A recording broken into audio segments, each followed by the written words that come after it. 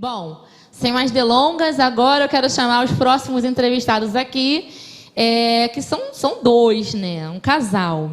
Ele é professor de matemática, né? Formado em matemática, e ela é pedagoga, mais uma pedagoga.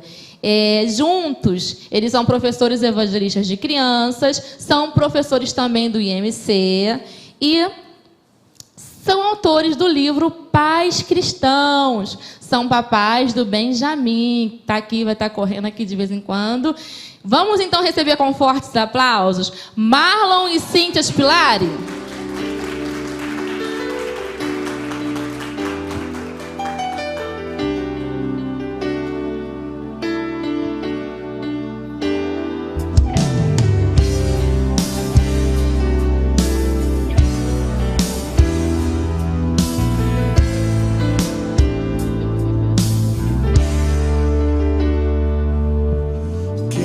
Consagrar meu lar a ti. Bom, a gente tem falado aqui sobre educação cristã ao longo do dia, sobre os desafios do Ministério Infantil, né? Eles são pessoas que falam e trabalham com a educação cristã e com o Ministério Infantil e escreveram um livro, Pais Cristãos, né? Mas eu tenho uma pergunta aqui diferente para vocês, tá? Como é que eu queria, na verdade, que um respondesse sobre o outro. No livro, eles contam um pouco da história deles, que eu achei maravilhoso, que apesar da gente servir junto, né, no Lidere Crianças, no IMC, da gente ter essa proximidade assim online, né, a gente, quando descobre um pouco mais do autor, fica muito mais legal, né, a gente se identifica com muitos pontos. Eles são filhos de pais cristãos, né? Mas vocês conhecem Marlon e Cíntia? Quem conhece aqui? Vamos? Amém, glória a Deus. Vamos então conhecer. Marlon vai falar sobre a Cíntia, quem é a Cíntia, e Cíntia vai falar sobre Marlon. Não precisa trocar amores, não, tá? Quem é o Marlon, Cíntia, e Marlon, quem é a Cíntia? Tá funcionando? Foi. Eu sou o Marlon da Cíntia, né? Mas eu vou falar da Cíntia agora. Bom, Cíntia é minha metade, ela me completa, e a gente se conheceu na faculdade. A gente eu fiz matemática na UF, ela estava fazendo pedagogia na UF também, e era um lugar muito improvável da gente se conhecer. Por quê? Porque a UF foi o último lugar que eu queria ir estudar. Então, eu terminei o ensino médio, fiz os vestibulares, todos que vocês possam imaginar, e eu só passei para a UF. Então, Deus queria que eu estivesse lá. Aí eu logo pensei, né? Vai acontecer alguma coisa comigo nessa faculdade, porque eu não queria ir para lá, porque eu morava em Campo Grande, aqui no Rio. Então, é muito chão para Niterói, né? Muito chão. Aí eu teria que morar em Niterói, na casa de uma tia. Então, aí eu fiquei em Niterói durante 5 anos na faculdade, e lá eu conheci Cíntia. Cíntia filha, assim, muito amada pelos seus pais. Obrigada. Cíntia é muito querida na família. Onde quer que ela passe, as pessoas gostam dela. E Deus me presenteou. Deus realmente me presenteou com Cíntia, de estar ao meu lado, de caminhar junto no ministério, porque ela que me puxou para o Ministério Infantil, né? Eu não trabalhava especificamente com o Ministério Infantil, mas eu sempre tive o dom de ensinar desde criança. Eu gostava de lecionar, mas foi ela que me puxou. Então, ela trabalhava no Ministério Infantil. Quando a gente casou, eu tive que ir com ela. Aí acabei me apaixonando, né? Então, ela é a responsável por eu estar aqui. E eu agradeço muito a Deus pela vida da Cíntia. Ela me apoia, ela ora por mim, ela sonha os sonhos de Deus, né, comigo. Às vezes eu tenho sonhos que eu tenho que, não, Cíntia, não vai dar. Aí ela fala assim, vai dar. E o livro foi um deles. Daqui a pouquinho eu vou contar de como surgiu, tá bom? Não vou entrar nisso, não. Olha, a Cíntia já está até se emocionando aqui. Se tiver um lencinho aí. Cleiton, já aprende, tá, Cleiton? Por favor. Olha só, eu também quero me emocionar assim. Agora, Cíntia, fala do Marlon um pouquinho. Boa tarde. A gente se conheceu em 2010, né, Marlon? Onde fizemos 9 anos juntos. E Marlon foi a resposta das minhas orações, né? Aquele príncipe encantado que a gente almeja, sonha desde pequenininha. E, por Deus, eu tive essa oportunidade de tê-lo. Marlon é um servo muito dedicado. É o tio Marlon das crianças.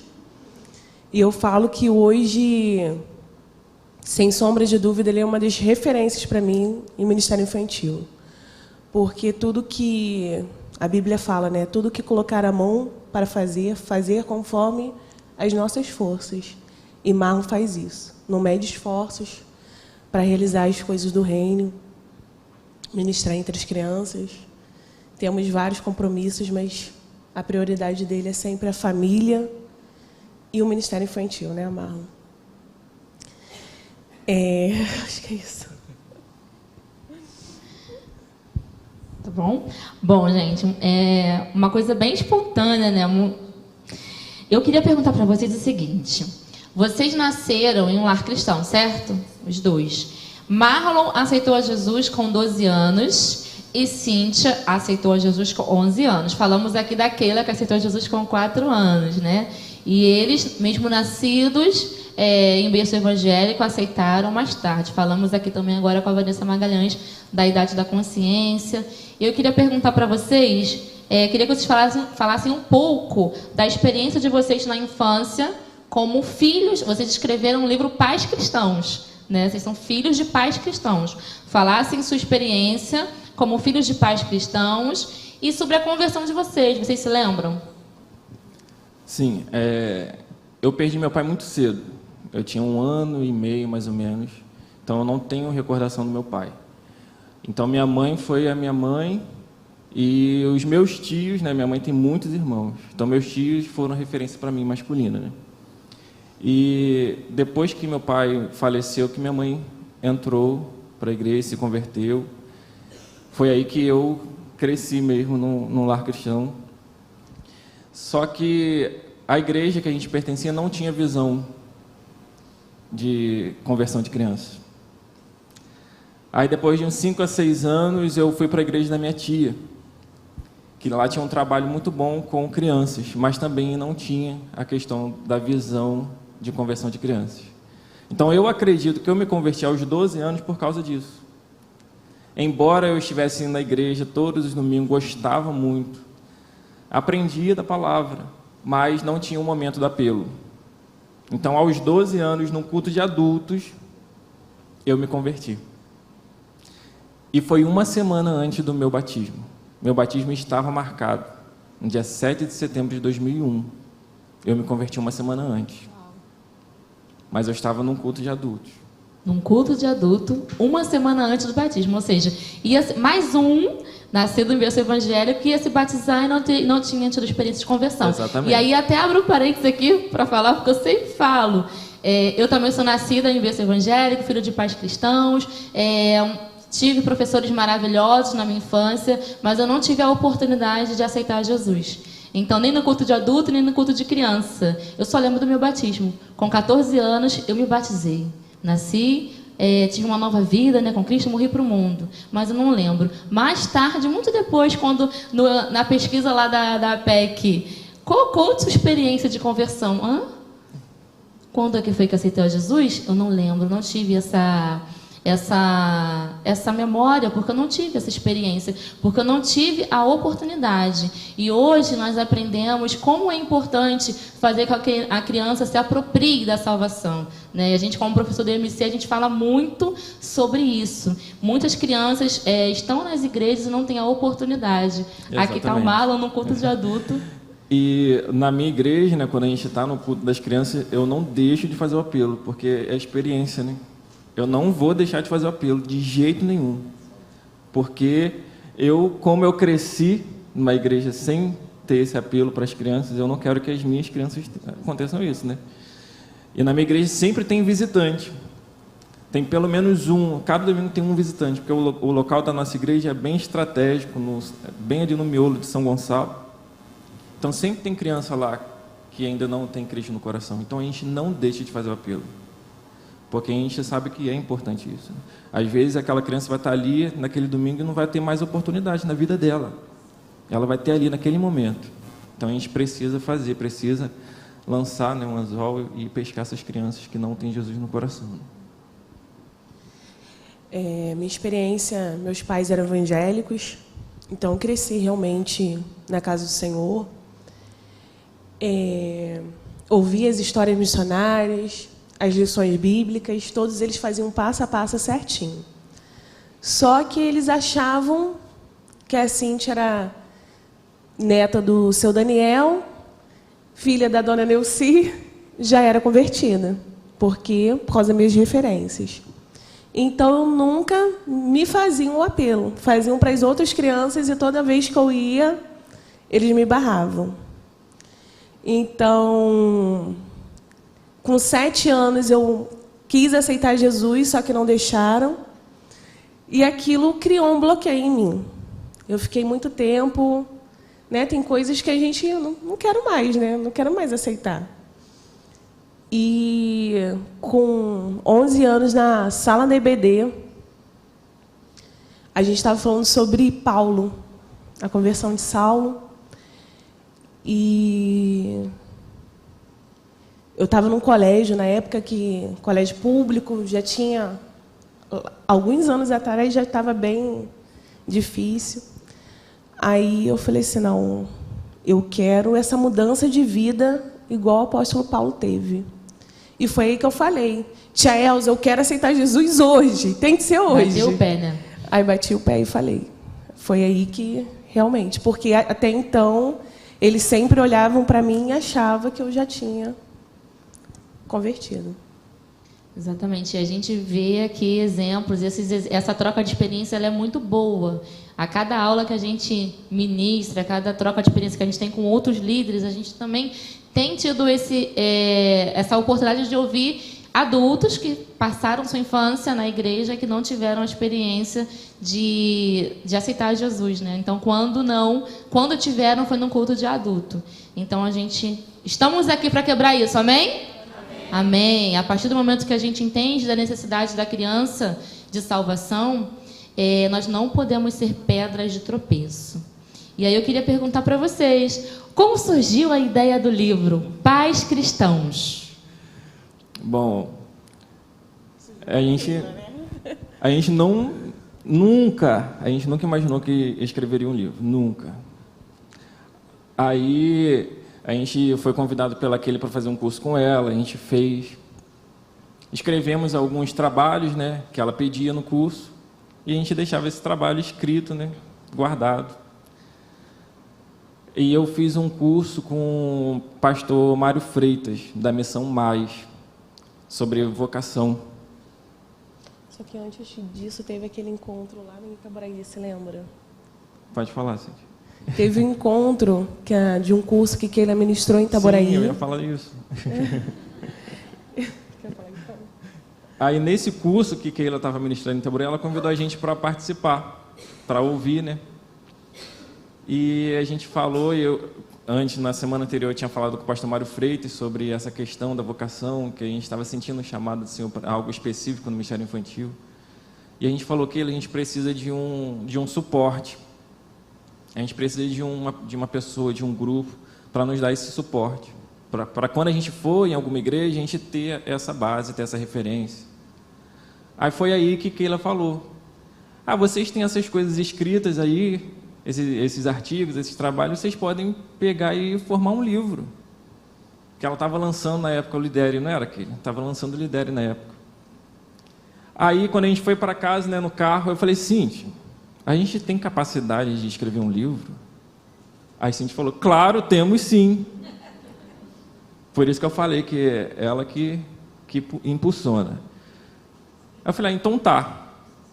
Peguei algumas coisas que a gente já tinha escrito, juntei, escrevi mais algumas coisas, Mas naquele mesmo dia à noite, Deus, em sonho, me falou os tópicos do livro. No dia seguinte, eu escrevi os tópicos para não esquecer, e aí eu fui trabalhando naqueles tópicos. Aí Cintia me ajudava com algumas coisas, principalmente no capítulo que fala sobre as mães. 2 meses, meus irmãos.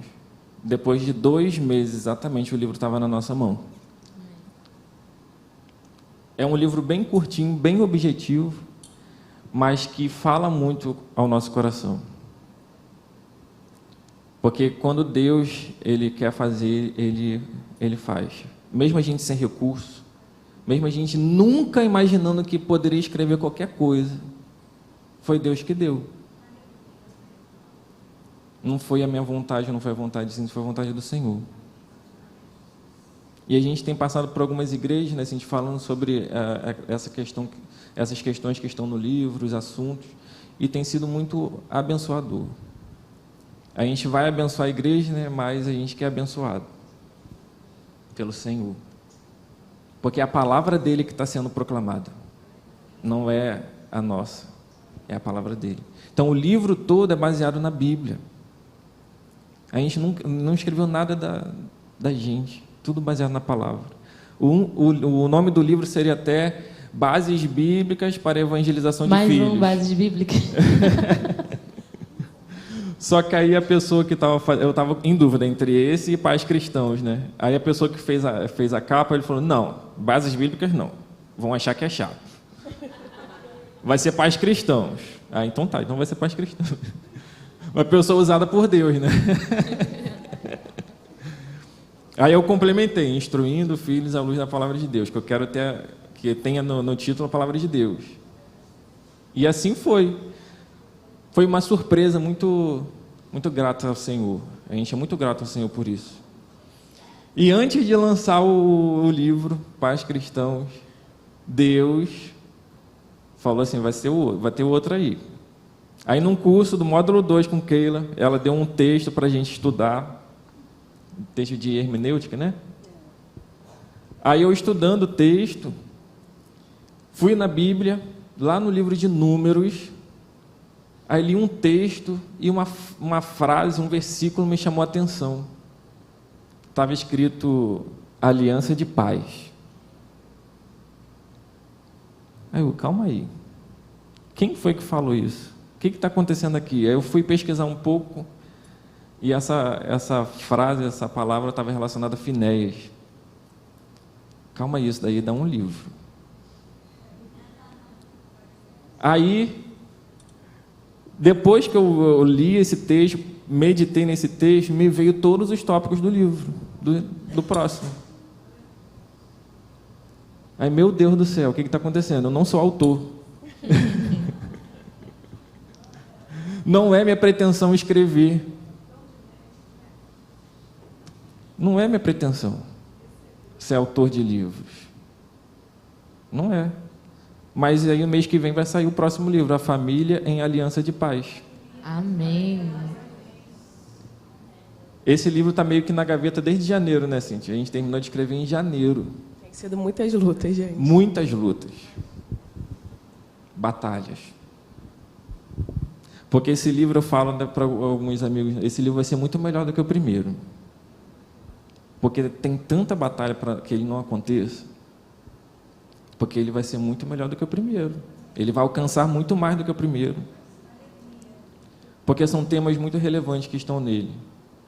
E que tem falado comigo, com Cíntia, na nossa casa primeiro. Para depois a gente passar para os outros. E, se Deus quiser, mês que vem a gente vai estar com ele em mãos. Aí foi isso que aconteceu. No primeiro livro foi isso. Já contei até um pouco do segundo. Amém. E assim, são temas muito relevantes, importantíssimos para nós, pais. Eu sou mãe também, né? Tenho 2 filhos pequenos, como eu falei com vocês. A gente vê pais perdidos com filhos adolescentes que não sabem como lidar, né? O diabo, ele investe de forma assim brutal, terrível, concernente às crianças, porque ele quer roubar a fé das crianças. Então, nesse livro Pais Cristãos, ele fala para os pais Às vezes a gente quer cobrar a postura dos nossos filhos, mas e a nossa? Né? Qual é o referencial de pai, de família que eles têm em casa? Então, até o próximo título, né? Família, uma aliança de paz. Quantas crianças que vivem em famílias desestruturadas, em lares, até mesmo dentro da igreja, né? Sem paz. E tenho certeza que vai ser uma bênção. E aí eu quero fazer uma pergunta para vocês sobre o livro Pais Cristãos. Vocês falam sobre o que a Bíblia, vocês trazem as referências, e eu queria perguntar para vocês, o que a Bíblia ela diz sobre a instrução dos filhos? Amém. Tem 2 capítulos, né, que falam sobre isso. A gente tem um capítulo dedicado a Provérbios e Salmos e um dedicado a Deuteronômio. E um trabalho que ele pediu para a gente fazer era isso, falar sobre evangelização de crianças baseado nesses livros. E eu fiquei com Provérbios. E eu meditei em alguns textos de Provérbios. E logo, já no primeiro capítulo de Provérbios, já fala uma coisa, que foi que me saltou os olhos. Eu fui pesquisar mais. Aí, desse capítulo 1, versículo 8 de Provérbios, eu fui para Efésios.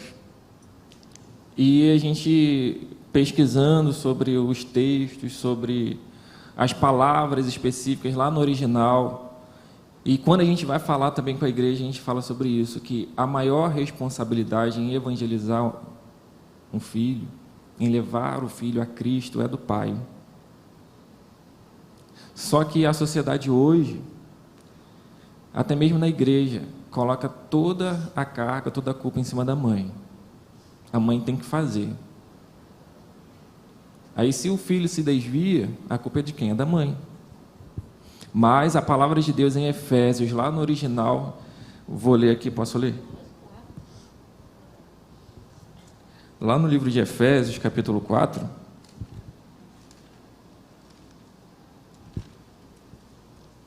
quem tiver a Bíblia aí pode abrir.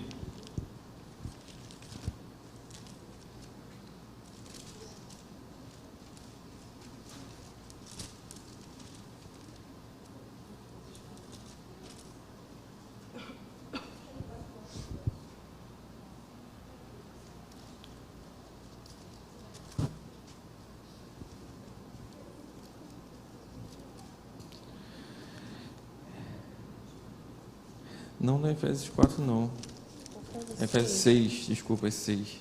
Filhos, obedecei a vossos pais no Senhor, pois isto é justo.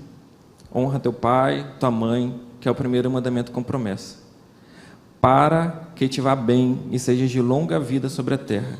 E vós, pais, não provoqueis vossos filhos a ira, mas criai-nos na disciplina e admoestação do Senhor. Aí eu fui procurar no original, né?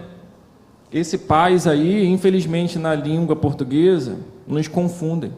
Ele nos confunde. Porque pais aí, a gente acha que está se referindo a pai e mãe. Mas lá no original a palavra é patera. E patera é referente ao homem. Então aqui está dizendo que o pai, o homem, ele precisa criar o seu filho, precisa instruir o seu filho. Aí, quando eu descobri isso, a responsabilidade é muito maior para mim, porque eu tenho um filho e eu que preciso levá-lo a Cristo. A Cíntia é minha ajudadora, minha auxiliar. Tudo que eu ensinar ao meu filho Benjamin, ela também vai estar lá inculcando também, porque a palavra de Deus fala que a gente tem que inculcar. Lá em Deuteronômio. Imprimir na alma da criança. A palavra inculcar se refere a isso. Imprimir as leis do Senhor, ensinar. E eu, como pai, tenho a maior responsabilidade. E isso é forte. Porque a gente acha que é as mães que precisam fazer isso. As mães que são ordenadas a fazer isso, mas não. Porque se a palavra de Deus diz que eu tenho que fazer, eu tenho que fazer. Se eu sou cristão, eu tenho que obedecer a palavra. E eu preciso cumprir. Aí lá em Provérbios, no capítulo 1, versículo 8, fala também da mãe, que a mãe também tem que ensinar. Mas a maior responsabilidade é minha. Mas, se eu não fizer isso, se eu não for o sacerdote do meu lar, aí a mãe vai ter que fazer. Temos o exemplo de Timóteo. Temos o exemplo lá de Timóteo, que a mãe de Timóteo, a avó de Timóteo, que instruiu Timóteo. Então, a gente falou um pouquinho sobre isso, né, em 2 capítulos, sobre essa base bíblica, né, da evangelização dos filhos. E é algo que a gente, toda igreja que a gente vai, a gente precisa falar sobre isso. Porque muitos desconhecem sobre isso. Às vezes pode até conhecer, mas não quer fazer, não quer realizar aquilo que a palavra de Deus está mandando. É verdade, a gente lê, né? Então, é uma responsabilidade para os pais, então a gente toma para a gente. Eu mesmo, quando estava lendo o livro deles, eu fiquei, caramba, que observação, eu aprendi, né? Não que a mãe não tenha responsabilidade, mas ali ele chama a atenção, ele vai lá, pesquisou, né? E chama a atenção da responsabilidade dos pais. E a gente... Agora, quais os desafios para ir... Quais os desafios que a gente tem se hoje a gente vive numa sociedade onde a figura paterna cada vez mais está sendo exterminada, vamos dizer assim, né? Porque por conta das novas famílias, novas composições de família, muitas vezes famílias, casais divorciados, e aí o filho fica com a mãe, então a mãe assume toda a responsabilidade. Qual o desafio para a igreja concernente a isso? Aí entra a igreja. Porque se os pais cristãos não fazem isso, a gente precisa fazer. Aí a responsabilidade é com a gente, né? A responsabilidade de levar crianças a Cristo, tendo pais cristãos ou não. Lá na nossa igreja, a maioria das crianças que têm pais cristãos, elas foram evangelizadas por nós. Poucas. Eu posso até dizer nenhuma. Criança que tem pais cristãos foram evangelizados pelos pais. A gente que evangelizou. E essa questão dessa responsabilidade nossa é muito grande. No mês passado, a gente estava falando sobre os eu sou de Jesus com as crianças. Aí eu estava dando a lição de Lázaro, eu sou a ressurreição e a vida. E no final da lição eu fiz um ato profético com eles, eu pedi para cada criança falar aquilo que mais angustiava aquela criança. E eu fui anotando no quadro. Aí eles falavam violência, falavam a questão da escola que implicam com eles, porque eles são cristãos. E uma das crianças falou assim, xingamento. Aí ele falou, tio, dentro da minha casa, meu pai e minha mãe xingam. E eram pais que atuavam na igreja. Aí a cada palavra a gente gritava, né? Celebrava o Senhor e falava assim, Jesus vive. E eu riscava aquela palavra. Não vai mais acontecer, em nome de Jesus, porque Jesus vive. E eles, cada palavra, eles gritavam mais alto, porque eles estavam entendendo o que estava acontecendo ali. Jesus vive. Ele venceu isso. Jesus vive, ele venceu. Aí, essa criança era muito agitada, essa criança. Mas, após a conversão dele, ele foi melhorando demais. Mas o que, infelizmente, atrapalha, nesse caso dessa criança, nem muitos outros, são os pais. Os próprios pais estão atrapalhando as crianças a se desenvolverem espiritualmente. A gente percebe muito que muitos pais não contam nem aquele momento da história bíblica as crianças têm.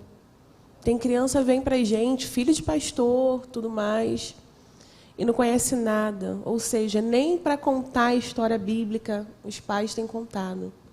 A gente tem visto muita omissão mesmo, né, Marlon? E por essa questão, a gente vai colocar no próximo livro sugestão de um culto familiar. A gente separou em 3 faixas etárias, a gente vai sugerir, né, no livro músicas, cânticos, versículos que podem ser trabalhados com as crianças, relacionados à família, relacionados a Deus, para ajudar esses pais que não têm esse hábito de fazer o culto doméstico. Lá em casa, com o Benjamin, o culto doméstico é muito rápido, porque ele tem 2 anos. Mas a gente senta com ele, lê um trecho da Bíblia, ora com ele. Quando ele está um pouquinho calmo, né, a gente canta e termina ali o culto doméstico. Mas ele está sendo ensinado. Hoje ele já fecha o olho para orar. Hoje ele já fala amém. Aí eu começo sempre com o Papai do Céu. Ele já fala Papai do Céu. Então são costumes que a gente precisa inculcar na mente da criança, né? Acho que a senhora quer perguntar?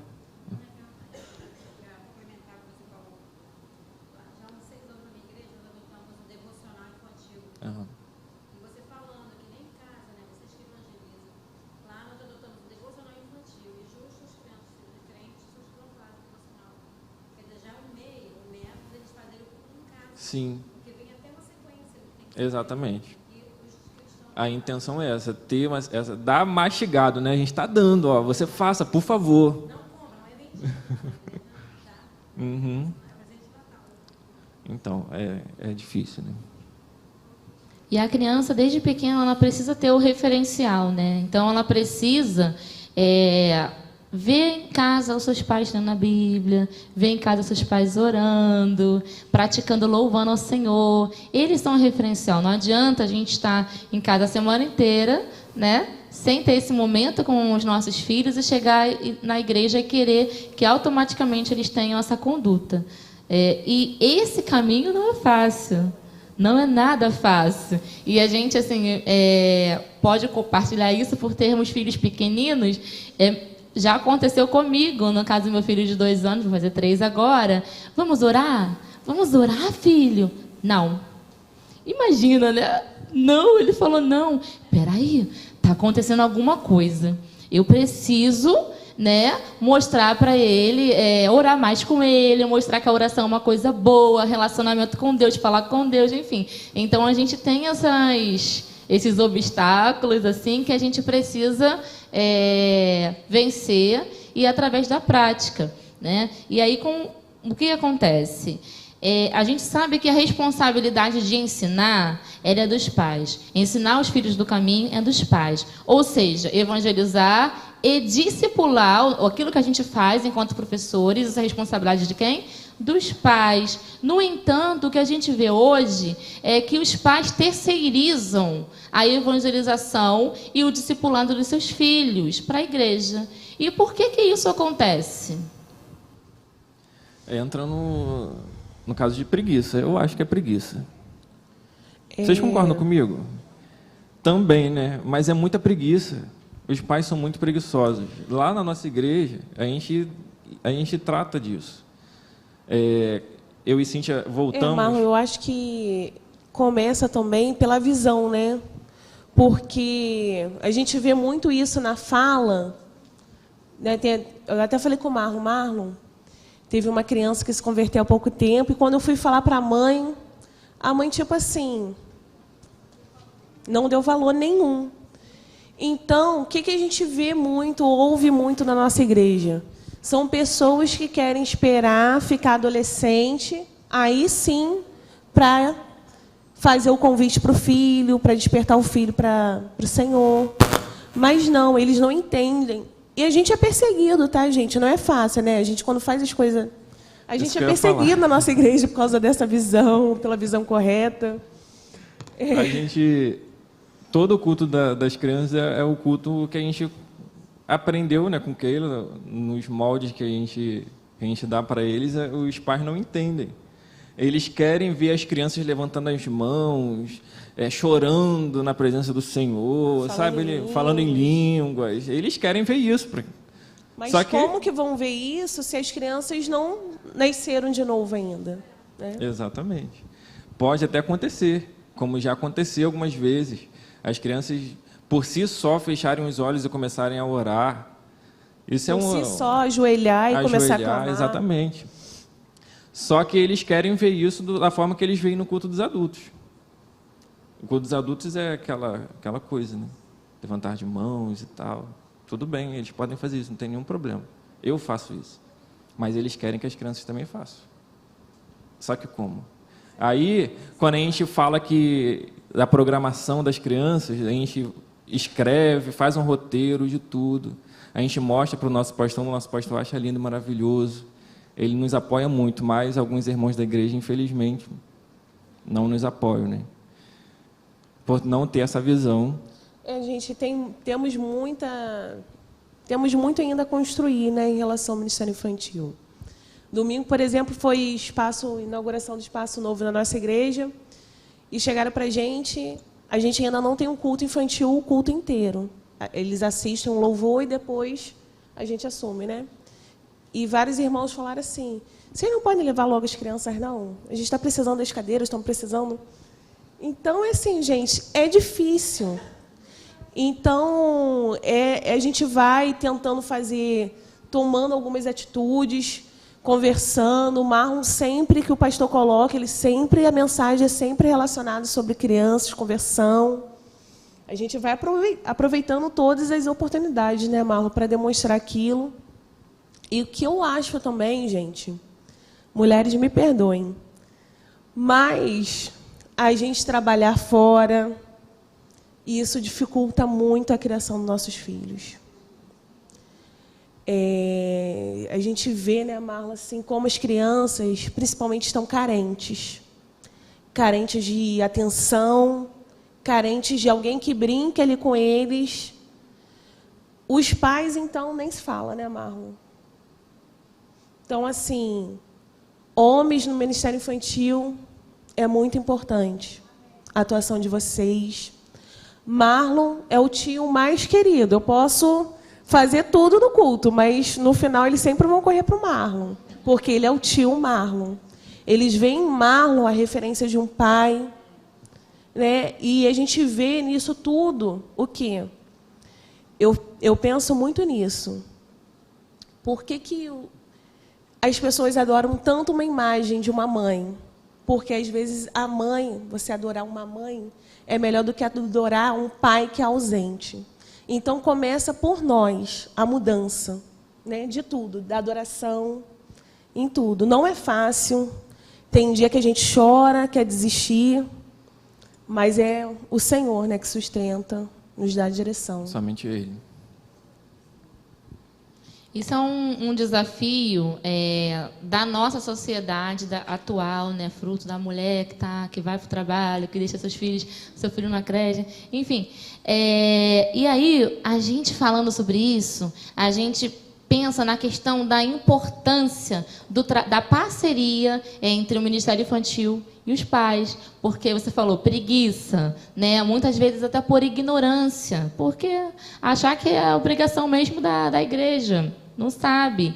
E aí, quando você começa a fazer um trabalho eficaz, um trabalho que vai lá, que é mudança de mentalidade, né? Muitas vezes da liderança, né? E de todos aqueles que estão ao nosso redor, porque essa é uma situação que ele está colocando aqui deles e que muitas igrejas passam, né? É comum a muitas igrejas. E eu queria perguntar para vocês como a gente pode trabalhar com a família, como vocês agora, assim, palestrando em igrejas, sempre estão levando essa questão dos pais, né?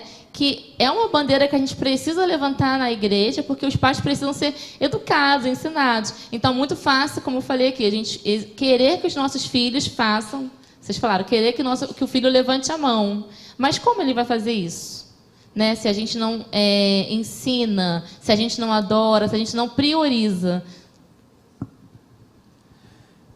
Essa questão de falar aos pais, a gente geralmente faz o encontro Pense Laranja, né, com os pais. Isso é uma ótima ferramenta para chamar a atenção dos pais. Na nossa igreja a gente fez uma vez só, duas vezes, né, Cintia? A primeira a gente preparou para 100 pessoas. Estava top, assim. Apareceram 4 pais. Acho que foram 4 pais. Mas vocês fizemos. conhecem a proposta Pense Laranja? Pode falar da Pense Laranja. Não, pode falar.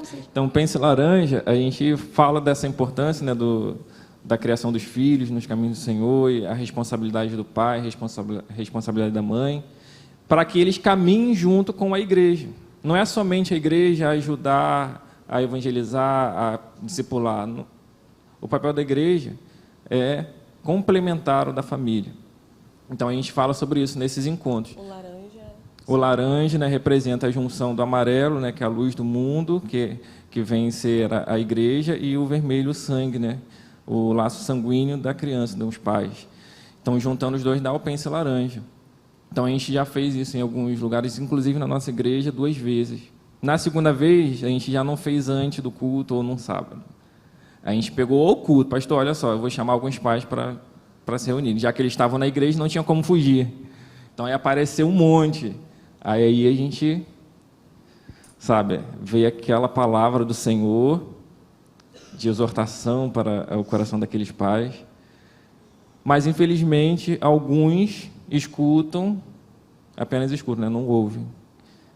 Escutam e saem dali da mesma forma que entrou, infelizmente. Mas alguns, a gente tem até recebido alguns testemunhos, né, assim, de crianças que se converteram e mudaram completamente o comportamento delas em casa.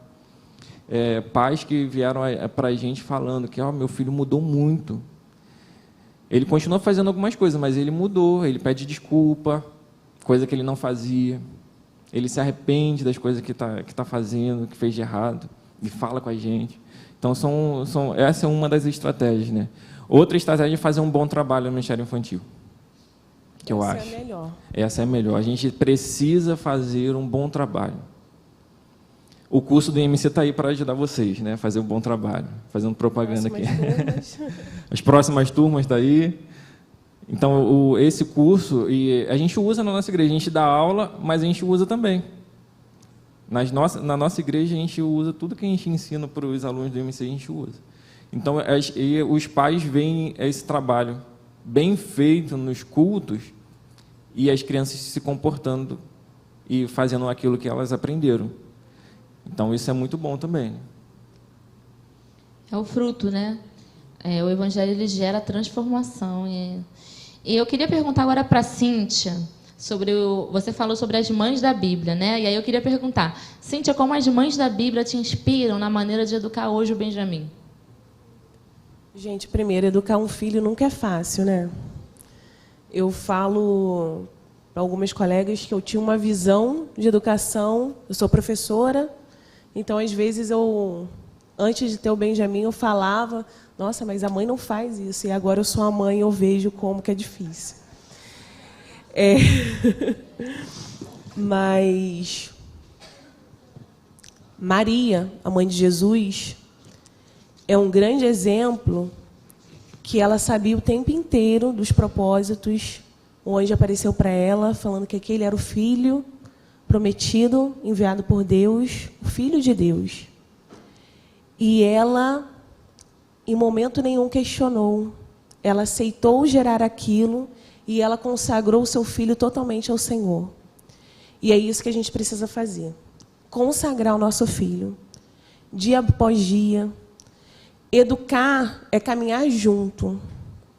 Então, a gente precisa estar junto com os nossos filhos. Por mais que o tempo, às vezes, é curto, por mais que você tenha várias coisas para fazer, mas o caminhar com o seu filho, orar com o seu filho vê em você um exemplo, é fundamental.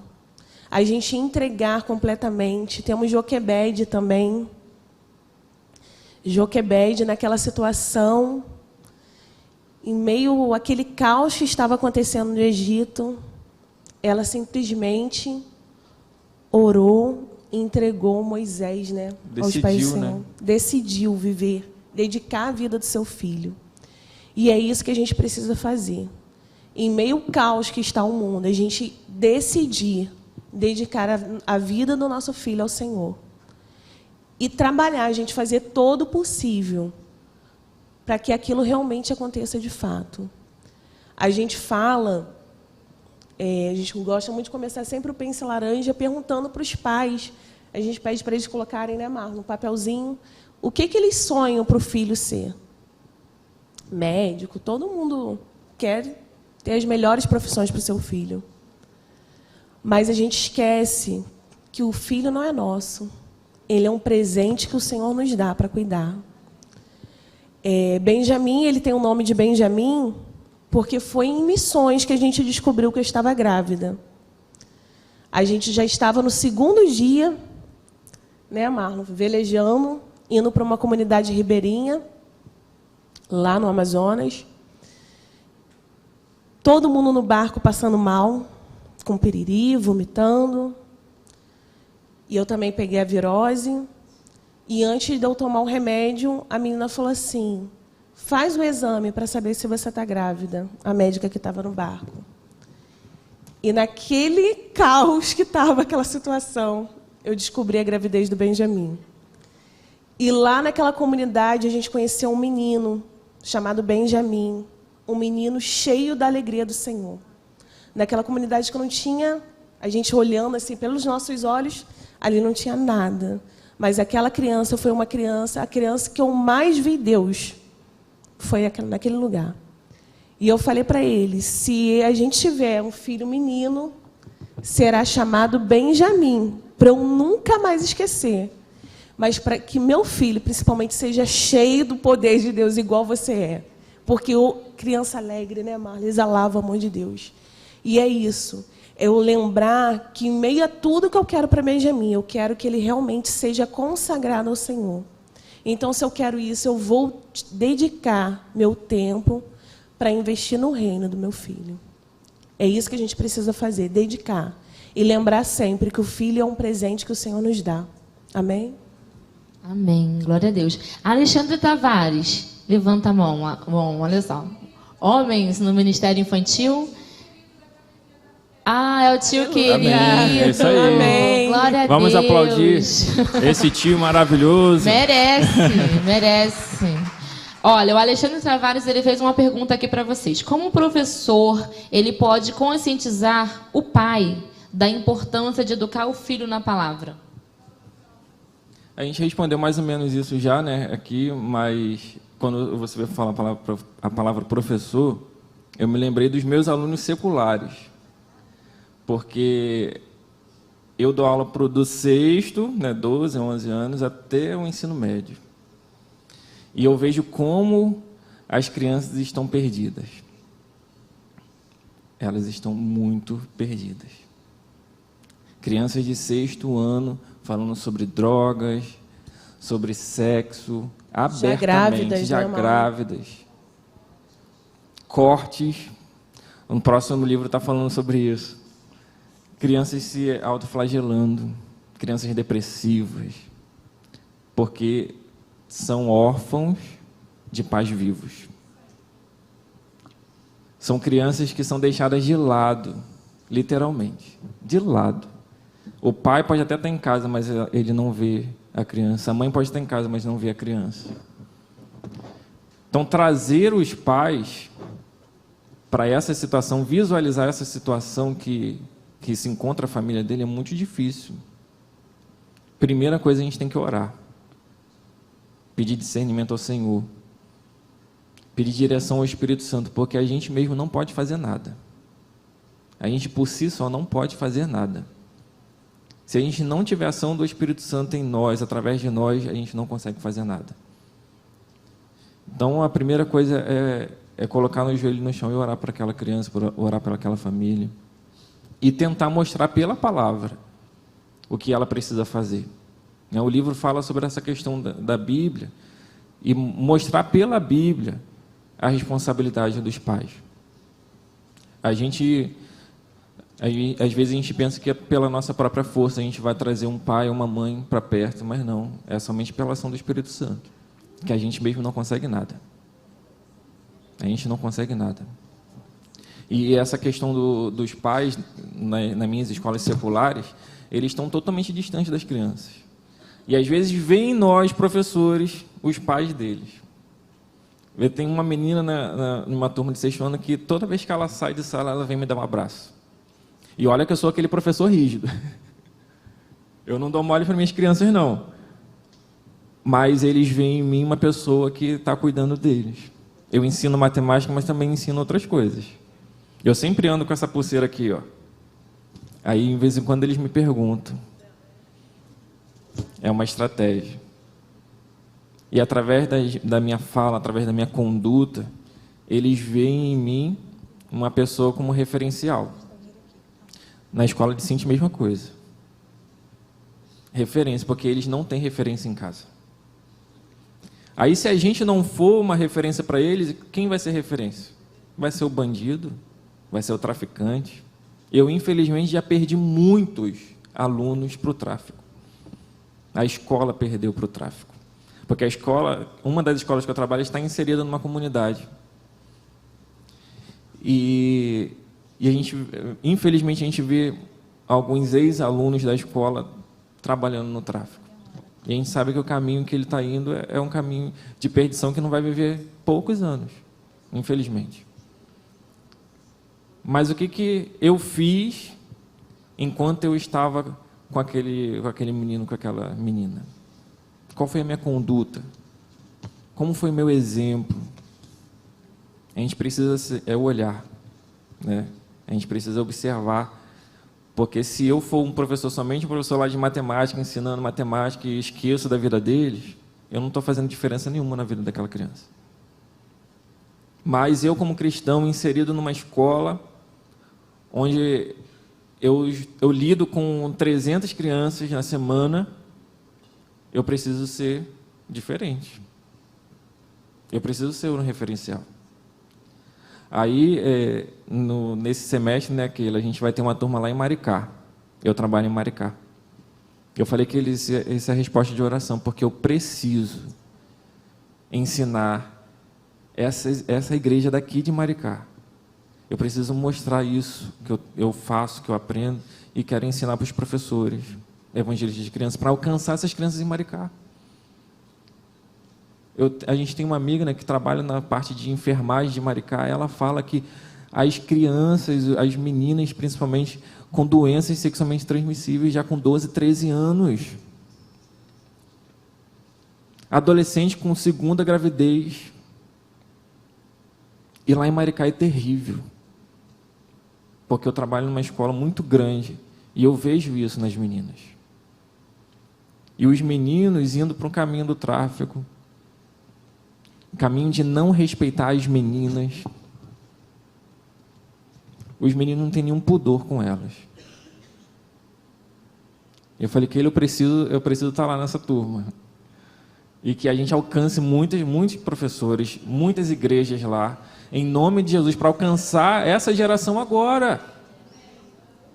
Para alcançar os meus alunos. Porque eu, infelizmente, sou impedido de evangelizar, não dar aula de matemática, eu sou impedido, não posso.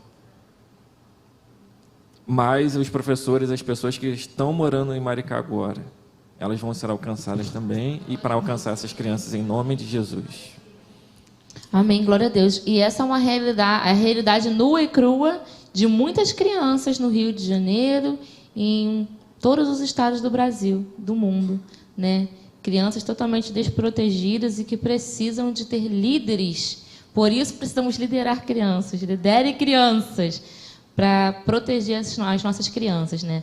Aqui tem a pergunta da Vanessa Magalhães: que tipo de estratégias podemos desenvolver nas igrejas para fortalecer os papéis do pai e da mãe para o desenvolvimento espiritual das crianças? Vocês responderam, né? Sim. Com pence laranja. Isso. A Carmen, ela pergunta o seguinte: a Carmen, o que vocês acham mais difícil em relação a criar os filhos na palavra nos dias de hoje? Eu acho que as mídias, né? Televisão, internet, isso tem atrapalhado demais. Com Benjamin, a gente evita muito dar o celular para ele. Aí a gente dá. O máximo de tempo também na televisão. Aí a gente dá. A gente não vai ser hipócrita falando que ele não assiste, mas ele assiste. Mas é bem pouco. A gente limita. Sempre do lado. A gente sempre do lado. O que você está vendo? Que ele já até sabe fazer mudar o vídeo, que é o dedinho. Ele faz o dedinho, né? Ele sabe fazer o dedinho. Aí a gente tem que apertar para ele. Aí a gente coloca o vídeo que ele pode assistir. E aí a gente assiste com ele. Mas o que tem acontecido hoje é que os pais não estão nem aí com o que os filhos estão vendo. Na minha sala de aula, os adolescentes, eles ficam o tempo inteiro no celular jogando. Acho que o nome é Free Fire. Isso aí, terrível. Terrível. Acho que é só tiro, só morte. Sim. Aí depois eu fiquei sabendo, né, disso, que era o jogo que aquele menino jogava. Então, meus alunos jogam direto. E eles não assistem a aula. Eles só ficam no celular. Aí eu fui perguntar isso para ela. Quando teve esse problema de Suzana, ela disse: mamãe, todos jogam, ela faz 6 de 7. Exatamente. Todos jogam. E a escola é cristã, né? Dentro de bola, todos jogam. Exatamente. Então, eu acho que isso atrapalha muito, porque o pai e a mãe querem fazer a sua tarefa. Tem que trabalhar e tal. Então, eles acabam dando celular, computador, tudo da tecnologia, última tecnologia, eles estão dando. Para quê? Para suprir a Acesso ausência. a tudo é muito fácil, né, hoje em dia. Tanto para o bem quanto para o mal, né? Então, é um desafio, né, Marlon? Então, isso é uma das coisas que... E a ocupação do tempo dos pais, né, Marlon? A gente vê isso também. Eu, graças a Deus, eu consigo conciliar meu trabalho em levar Benjamin para a escola e buscar Benjamin na escola. Que ele está no maternal, né? Então está indo de manhã para a escola, então eu consigo conciliar. Eu até perco um pouco de dinheiro, né? Poderia trabalhar mais, mas não. Eu preciso levar o meu filho e buscar o meu filho. Isso é uma coisa que eu não abro mão. Eu poderia ir trabalhar em qualquer outro lugar longe e não poder fazer isso. Mas eu faço questão. Então, 10h30, que é o dia de sexta-feira que ele sai, e todos os outros dias, 11h30, eu estou lá na porta, pegando meu filho. Porque assim, a gente trabalha na mesma escola, né, que ele está, e ela também está ali auxiliando sempre, vendo ele sempre. Porque ele precisa ver em nós isso, um comprometimento com ele. Não um comprometimento com o nosso trabalho, não um comprometimento com o ministério, não um comprometimento com a igreja. É com ele, com a nossa família. Depois, aí vem ministério, vem trabalho. E ele nos acompanha, vocês vão ver aí que ele está aí. Né? Ele sempre está com a gente. Quando a gente consegue trazer, a gente traz. Para ele ver também a gente fazendo a obra do Senhor, porque ele um dia vai fazer. E a gente sempre fala, né? Ele vai alcançar muito mais do que a gente. Ele vai muito adiante do que a gente. A gente está preparando um missionário. A gente está instruindo um missionário. Ele pode escolher ser um professor, ele pode escolher ser um médico, um dentista, mas ele vai usar a profissão dele para missões. Amém. Desde quando a gente estava lá na Amazônia, na barriga de Cíntia, a gente profetizou isso. E a gente precisa ter essa consciência de que a gente precisa levar nosso filho a Cristo. Assim que ele aceitar Jesus, eu acho que vai ser o dia mais feliz da minha vida, né, Cíntia? A gente sonha com esse dia. A gente sonha com esse dia. Ele ama olhar para o céu. Quando a gente está à noite chegando em casa, ele olha para o céu, ele vê as estrelas, e ele fala assim: uau! Admirando a beleza da natureza criada por Deus. E a gente fala: Benjamin, foi Deus que criou. Amém. Maravilhoso. Eles ficam falando aqui, eu fico lembrando dos meus.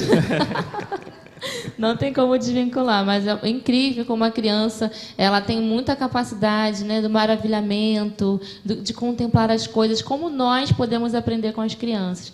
E que incrível quando nós temos a oportunidade de aproveitar esses momentos tão simples com nossos filhos e falar: Deus, lindo demais.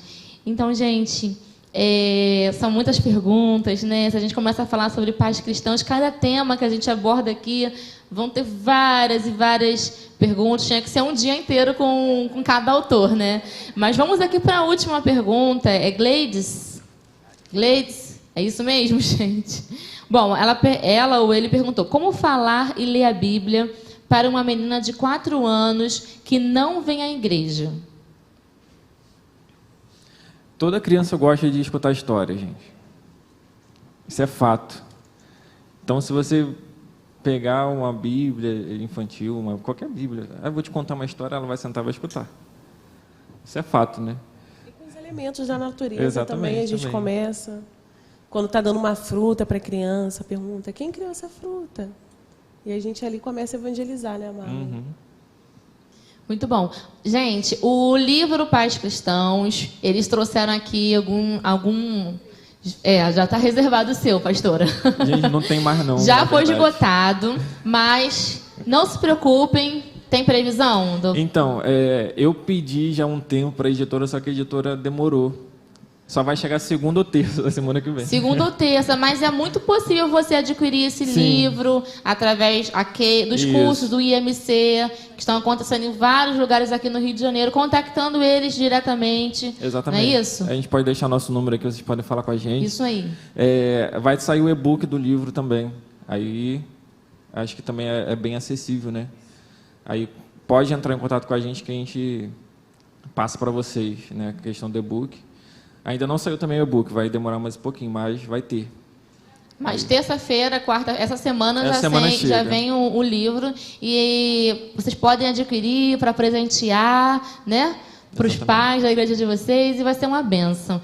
Queremos agradecer vocês por essa oportunidade dessa conversa.